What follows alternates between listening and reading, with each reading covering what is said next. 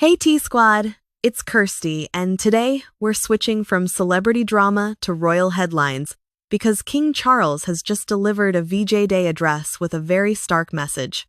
This wasn't just a history lesson. It was a reminder with a pointed warning for the world we're living in right now. Let's get into it.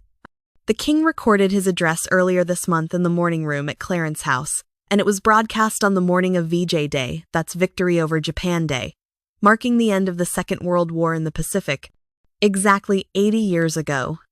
This year's speech wasn't just ceremonial.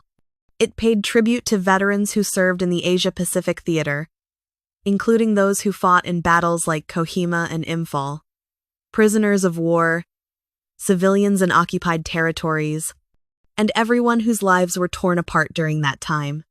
Charles echoed the words of his grandfather, King George VI, saying these heroes gave us more than freedom. They left us the example of how it can and must be protected. He made it clear that unity, collaboration across faiths and cultures, and the protection of peace are not just ideals, they're urgent needs. And here's where the tone sharpened.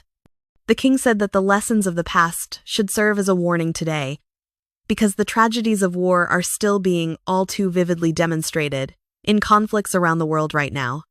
One of the most memorable lines from his speech? In times of war and in times of peace, the greatest weapons of all are not the arms you bear, but the arms you link.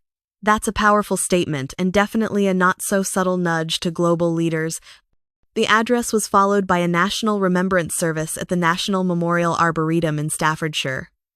The King, Queen Camilla, Prime Minister Sir Keir Starmer, and surviving VJ veterans were all there. The day included a 2-minute silence, aerial tributes from the Red Arrows and the Battle of Britain Memorial Flight, and evening illuminations across the UK. The king even delayed his usual summer retreat to Balmoral just to be present for these commemorations, which shows how seriously he takes the occasion. Other members of the royal family were also involved, with Sophie, Duchess of Edinburgh, and Prince Edward attending ceremonies in other parts of the country. So T-Squad, King Charles has used this historic anniversary not just to honor the past, but to send a very current, very pointed message. The horrors of war are not relics of history. They're still unfolding, and the only real strength comes from unity. Do you think this was simply a ceremonial speech, or was it a calculated moment to speak directly to today's political climate? Let me know in the comments, because I think the king might have been saying a lot more between the lines than most people realize. Keep sipping that tea, and I'll see you in the next one.